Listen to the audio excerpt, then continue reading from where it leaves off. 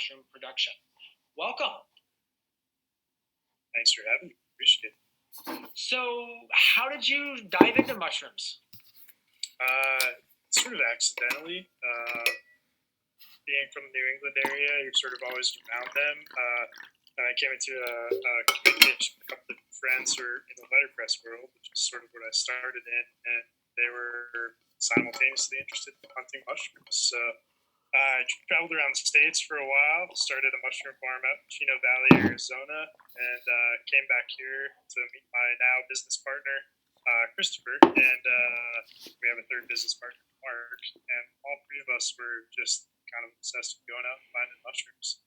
So way lead on the way, we just kept sort of cultivating over the wintertime. We started really small in a basement below Space Gallery, and did everything from spore to store until a couple of years ago. We sort of switched to supplying farms around the country as everything was exploding.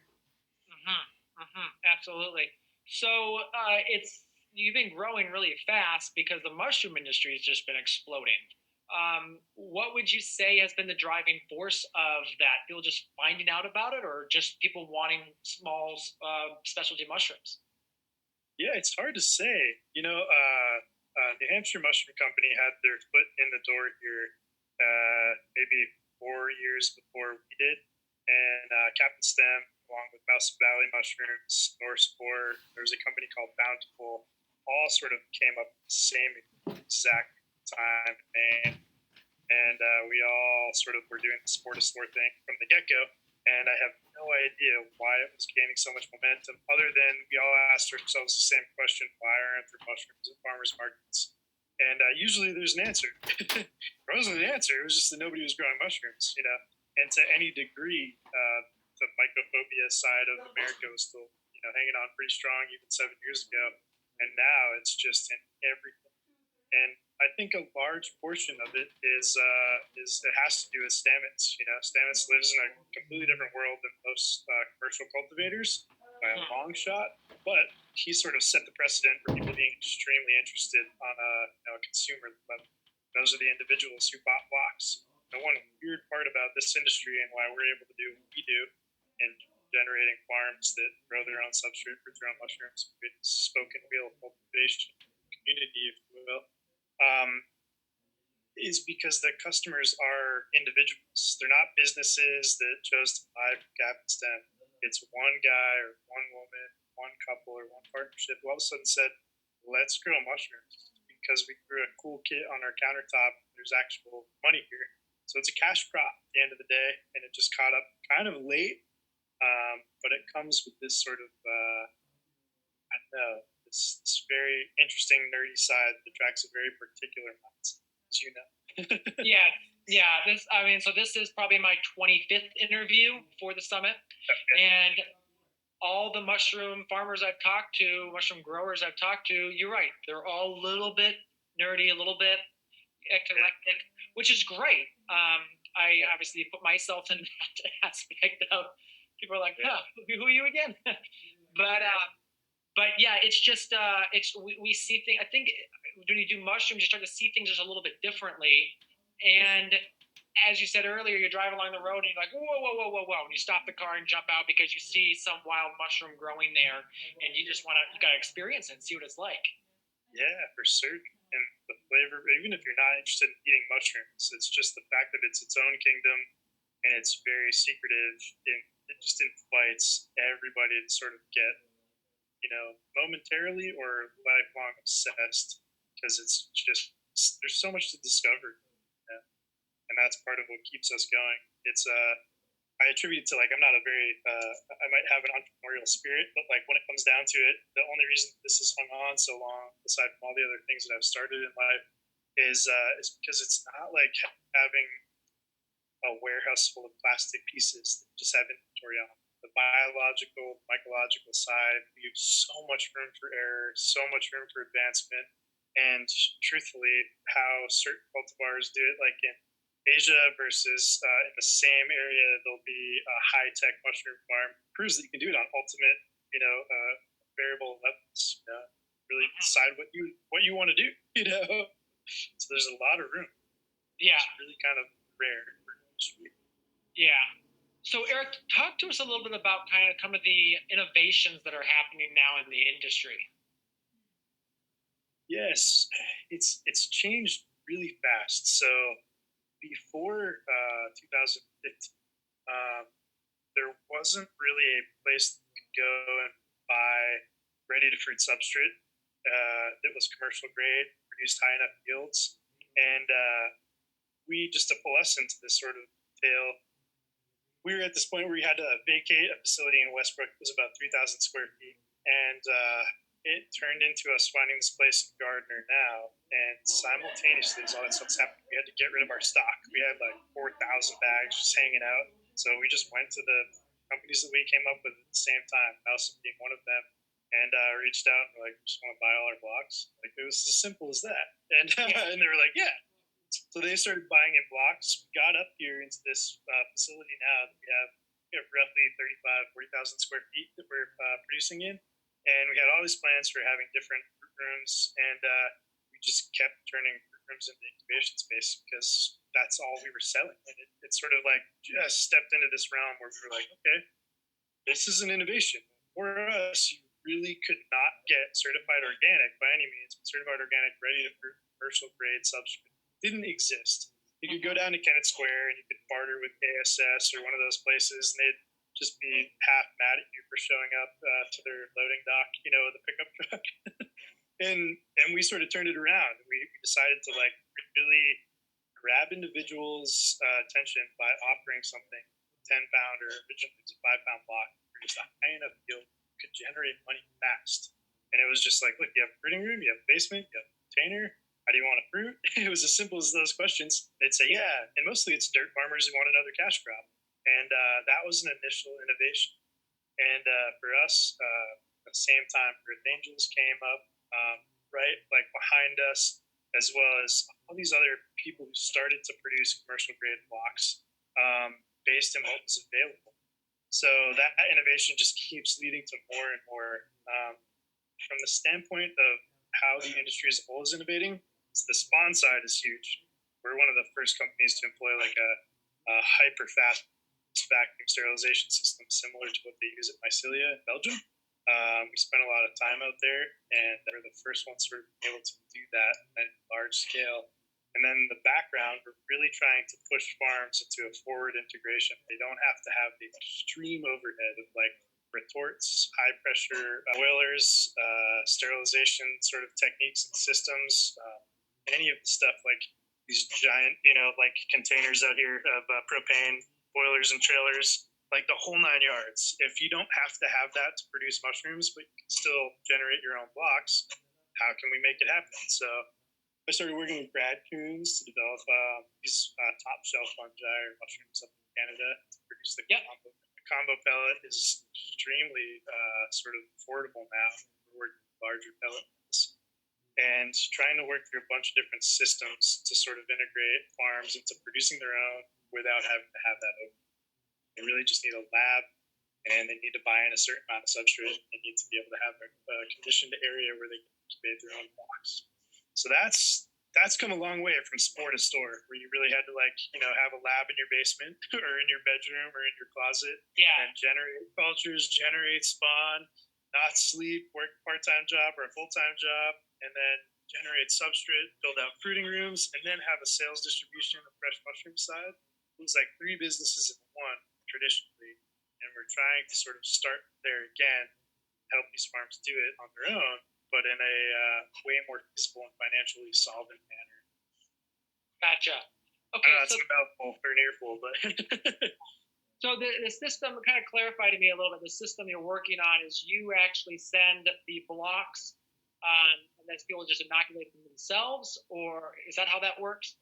Yeah. So part of this interest with combo pellets is the fact that we've always had the outlying issue of refrigerated shipping with blocks, like ready to fruit blocks.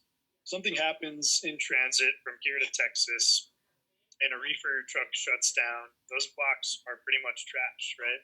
Yeah. So they immediately rise up in temperature, and the organism dies or gets stressed out. if we can offer people alternative in terms of the substrate, a process, or the pre-sterilized bulk bagged process product, they just bring this stuff in, they hydrate it in a particular manner with a particular instrument, they spawn it, whether it be liquid spawn or our grain spawn, and then they incubate it and go from there. So it slims up this window, and then it makes it a lot easier to actually find the raw materials. That's really trying to put a lot of effort into. It's tough to source 30 tons of red oak sawdust at a time. And raw red oak sawdust changes tannic level wise, moisture content wise over the course of the time in which you use it. So it really creates all these variables that can be detrimental to consistent cultivation. Yes.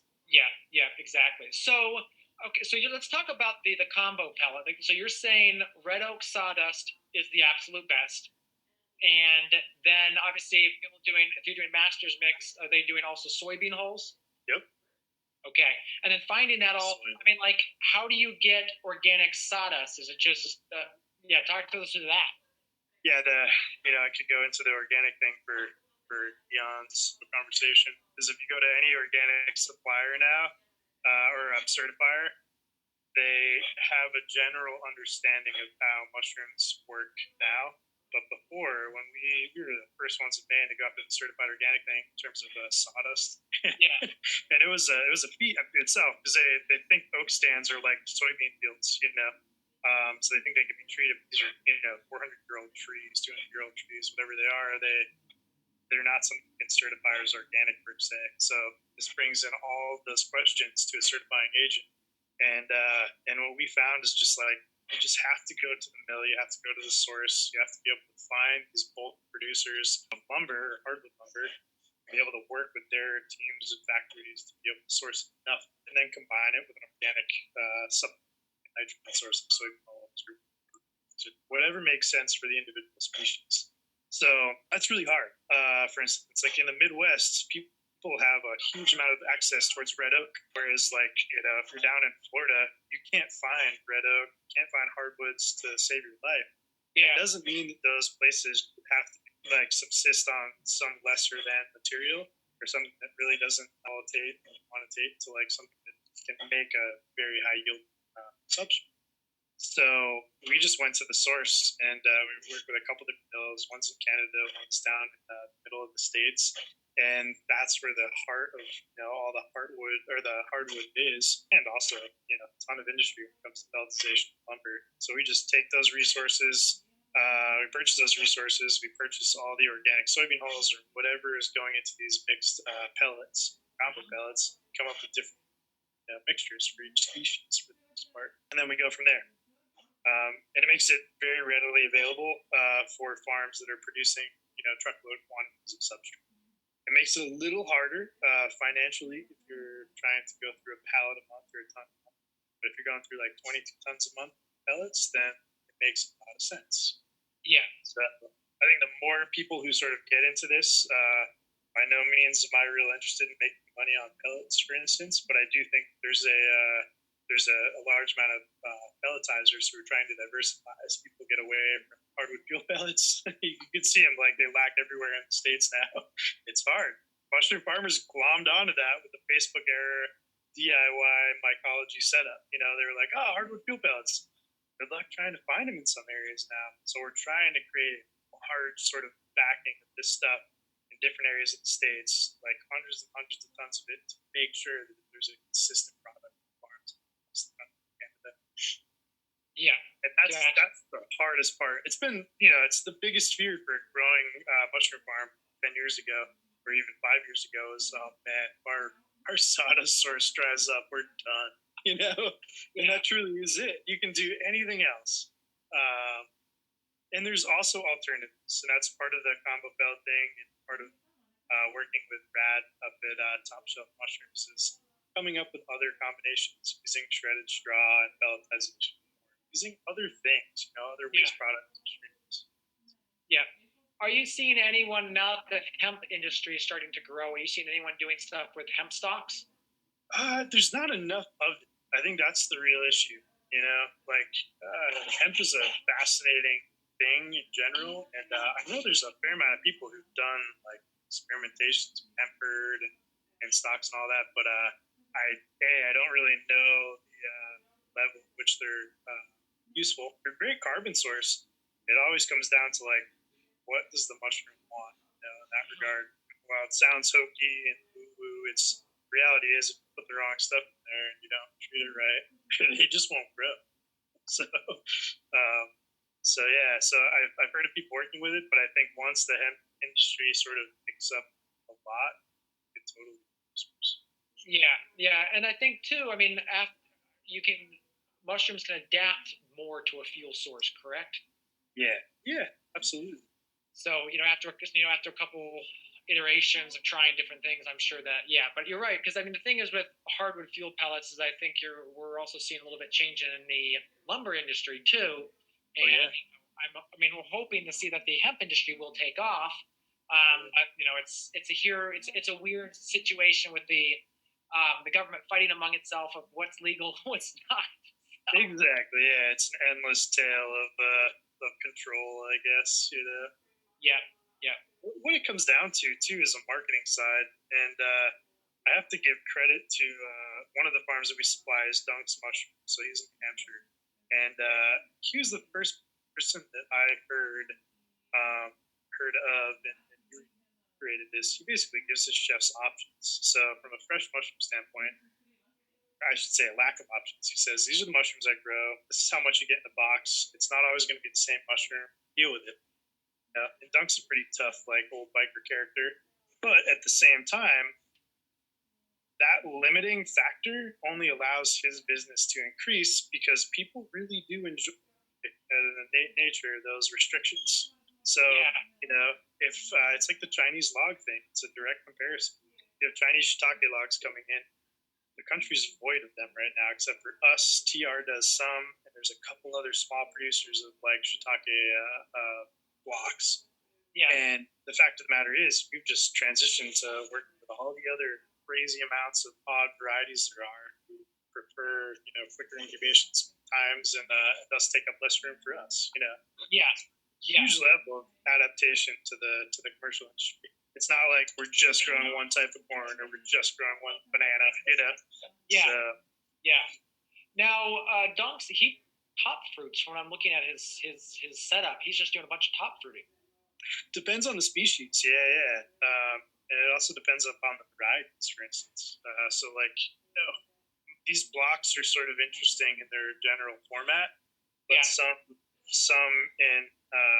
in regards to like pepinos or chestnut mushrooms or other ones, they have sort of a lateral growth to their mycelium. They always choose gravity in regards to their pin formation, whereas shiitake are going to pin from all over. Oysters don't really care what side, bottom, top are they form from. Same thing with lion's mane; they don't care.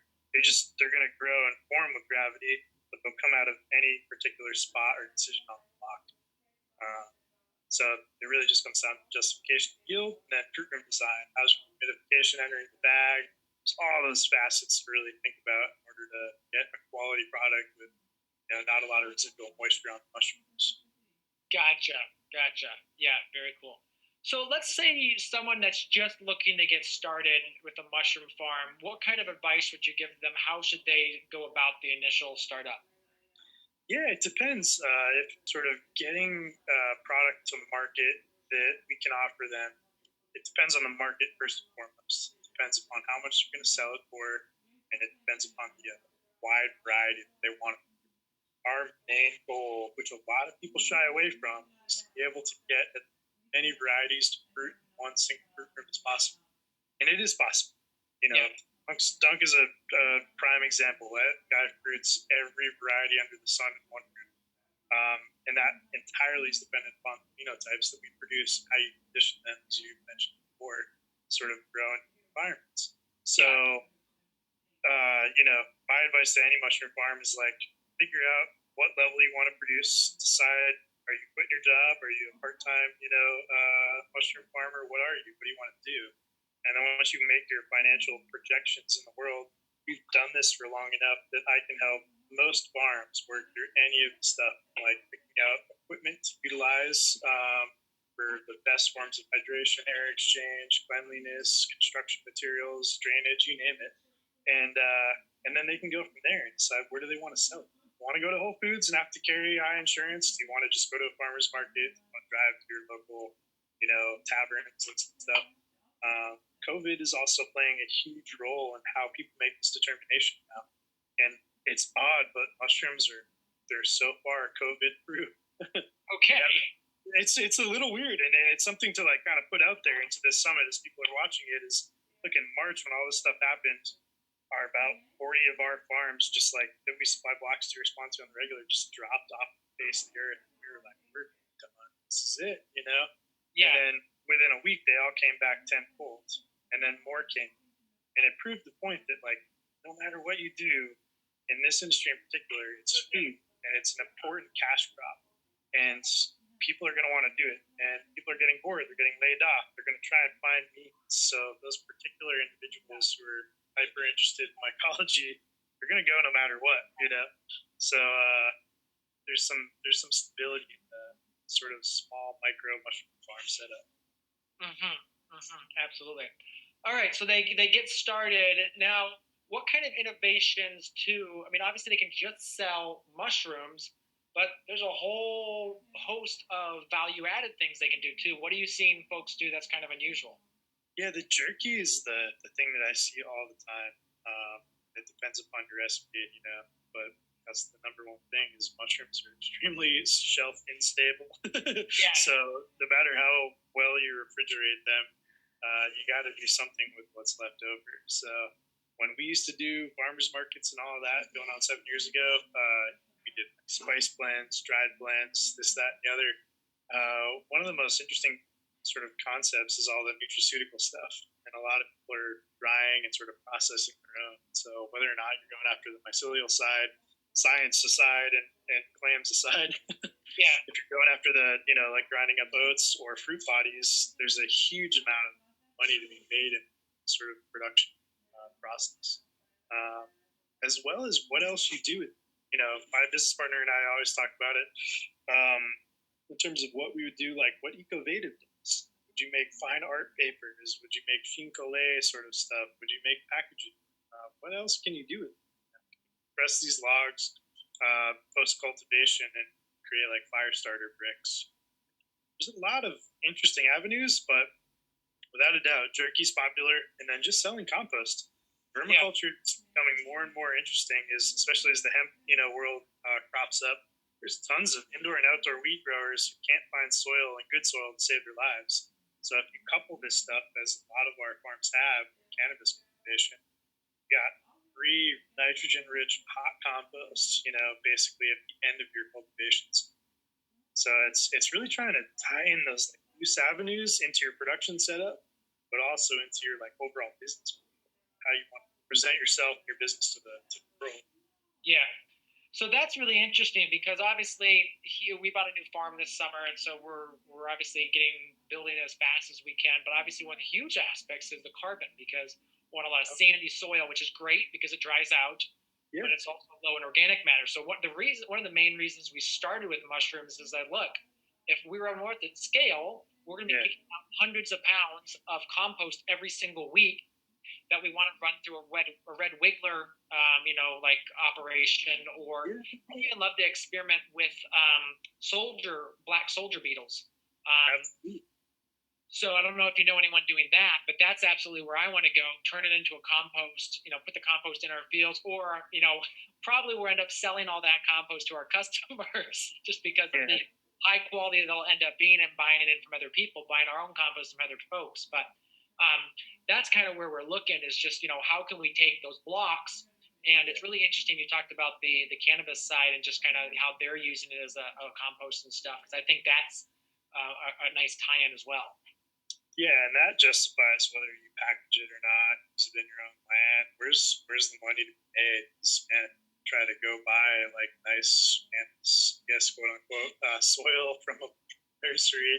You're spending a ton of money, And if our $8.50 block that produces 4 pounds of mushrooms on a first flush gets composted, it's technically just free matter, So like at that point, you've already made your money. You either make more by doing it in bulk or throw it back into your land, generate another product. Yeah. So it depends on the definition of value added. So Yeah. yeah. So after folks do fruit theirs and they say they throw them away, do you recommend them trying to get another flush off of them, like in a woodland setting, or like under like a shade canopy outside? After they remove them from the room, or is that you don't feel that's worth it?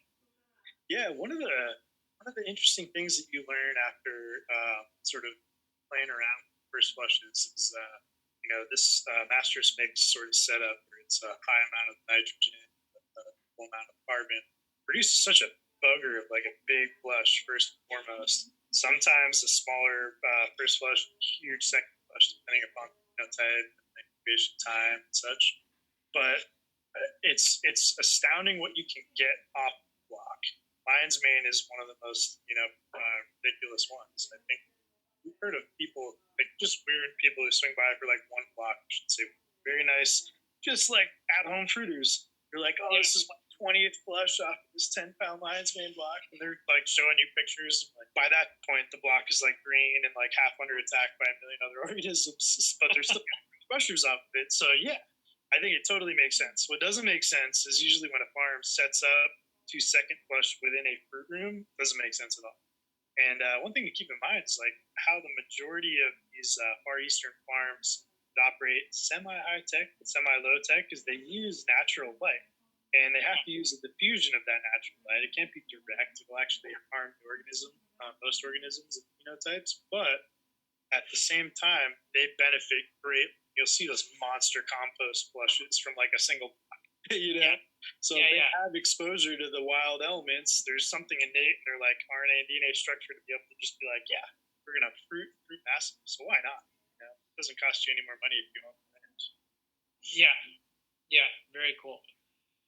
So let's talk to us about the future. What's going to happen in the next couple of years? Do you feel like in the mushroom world, and how's that going to affect people trying to get in? Yeah, it's I don't see an end in sight, and I have this conversation with a lot of people that we work with, farm wise, people like TR or other kind of block and mushroom producers. They're all kind of worried about competition, and the biggest competition bailed out themselves by going to Chinese logs. Look at what Pennsylvania did. I'm not scared of any of that. This industry is enormous, and if you look at the lack of variety of gourmet mushrooms on the shelves outside of every major city, there's a plethora amount of there's a huge amount of people who want that plethora of organisms in their diet. No matter how you look at it, like our concept is really to push the spoken wheel idea of like having a major mushroom hub in like every single town per se that can supply a certain area. People are they're just like blown away by this stuff, and they're actually more and more interested as sort of the mycophobic nature of Americans in general sort of disseminate where that mycophobia came in, via ancestry and such. So I just think the sky's the limit, man. I don't think getting in is going to be difficult. I think the real innovations are going to be forward integrating, like I'm saying. Stop going after, and I'm not trying to just sell a product here. It's really like stop going after things that are very hard to control, and in like a raw sawdust pile and getting 30 tons at a time just to create 100 blocks a week is not financially solvable. It will sink, and we've wasted hundreds of thousands of dollars figuring that out, as have a lot of farms that have gone through the same timeline as we have. Some of them stuck with those large things. We're really trying to innovate and focus on the smaller farms to basically to keep the fresh mushroom presentation alive across the states and stop the invasiveness of like these crusty looking sea creature oysters that come out of Pennsylvania and go to California and New York and Florida and Texas before they end up at the Whole Foods in Burlington, Vermont. I don't know, like whatever it is. It really is like it's necessary. So the innovations are like forward integrate. Think about this stuff not like you're reading in Stamets or the Mushroom Cultivator or any of the things that are apparently going back to like, hey, you need pressure, you need a retort, you need this, you need that. You really don't need that much stuff to get started. We started by just offering people ready to put blocks. We never expect farms to stick around. We really want them to forward integrate. We want to sell them spawn, concepts, ideas, equipment, and raw materials. Like let them really have the ownership over it. And I think it'll sort of grow that way, and it sounds a little kitschy, but it'll grow in a very organic nature. Yeah, yeah. Well, it's really interesting too. Just in the last 2 to 3 years, what's exploded. Seeing the Cordyceps. 2015 they weren't anything, and now you can't get online without seeing a picture of them someplace in one of these mushroom groups. Everyone's growing them. So, and the breeding and the sequencing of that. I just actually talked to William yesterday about kind of what the latest stuff he's doing with that. Yeah, his book kicked that stuff into high gear. It's like initial PDF there. So. Yeah, yeah, and now I'm just seeing everyone doing it, so it's really cool. But yeah, no, and I really appreciate you guys, the coming on, sharing in the summit, sending me some blocks when I kind of got in a jam with. So I mean, yeah, and our grow is we looked at the whole industry as you said and realized there's massive amounts of expense in making our own blocks and doing our own cultures, especially with 3 businesses. I don't have time to do all that. So we're just going to buy in pallets of blocks and then in the fruiting room, and 2 to 3 weeks later, and everything is out, and so that's how we're gonna. And I think that's where we're gonna make our most. Obviously, we can make more money if we did the other stuff, but it's a reducing return as compared to I think just focusing on the fruiting. Absolutely, and it's a huge portion of it to focus on. So yeah, I mean, kudos to like pointing that out and then like sort of pushing it in regard of sustainable growth for a business, because it's really the only way to step into it without having a pretty penny to just like mess around and try and figure it out. Yeah. So, yeah. Well, I appreciate you guys doing the summit. It's really cool, and seeing a roster of people who really were like no-name individuals. Even half a decade ago, they're not no names to like anybody in this industry now. They've like picked a portion and they've just gone crazy with it, and it's really, really like it's relieving to see that many people going in that many different directions, on one spot. So I hope more people do more stuff. It's really absolutely. Well, Erik, thank you so much for your time today. Appreciate you coming on. Yeah, thanks, man. I appreciate it too.